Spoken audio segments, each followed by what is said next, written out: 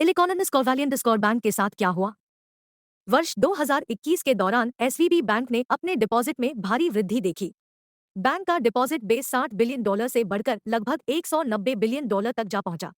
पर बैंक अपने loan book को उसी स्पीड से नहीं बढ़ा पाया। नतीजतन बैंक के पास एक विशाल डिपॉजिट यूं ही पड़ा था जिसपे उनको कोई कमाई नहीं हो रही थी। रिटर्न्स की आस में एसवीबी बैंक ने अपने अनयूज्ड डिपॉजिट्स को बॉन्ड्स और सिक्योरिटीज में इन्वेस्ट किया। लॉन्ग टर्म के लिए 95% इन्वेस्टमेंट 10 साल तक के लिए थे और औसतन रिटर्न्स था 1.6%। अमेरिका के हिसाब से यह बढ़िया रिटर्न्स था। यहाँ तक सब कुछ ठीक चल रहा था। 2022 से 2023 का साल। वैश्विक आर्थिक संकट के बीच अमेरिकी फेडरल बैंक लगातार ब्याज दरों में बढ़ोतरी किए जा रहा था ताकि महंगाई इन्फ्लेशन पर काबू किया जा सके। ब्याज दरों में बढ़ोतरी का मतलब था कि सरकार द्वारा जारी बॉन्ड्स पर रिटर्न लगातार बढ़ता जा रहा था। अब चूंकि नए बॉन्ड्स ऊंचे रिटर्न पे जारी हो रहे थे, बाजार में उपलब्ध कम ब्याज दरों वाले पुराने बॉन्ड्स की वैल्यू लगातार घट रही थी। एसवीबी ने इन पुराने बॉन्ड्स में भरकर इन्वेस्टमेंट कर रखा था जिन पे उन्हें भयंकर घाटा हो रहा था, जबकि नए बॉन्ड्स पर 4.5% का रिटर्न मिल रहा था। इन्वेस्टर्स को बैंक की रेटिंग करने वाले एजेंसी के दिमाग और कान दोनों हरकत में आए।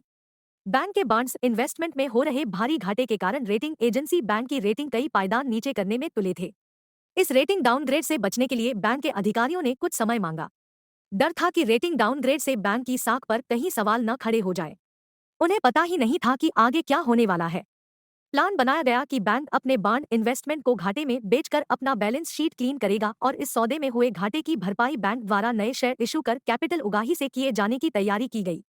मार्केट को यह बात हजम नहीं हुई। बैंक के शेयर औंधे मुँह गिरे। शेयर के प्राइस इतने गिर गए कि शेयर मार्केट के मार्फत नया कैपिटल जुटाने का प्लान अंधेरे में दिखने लगा।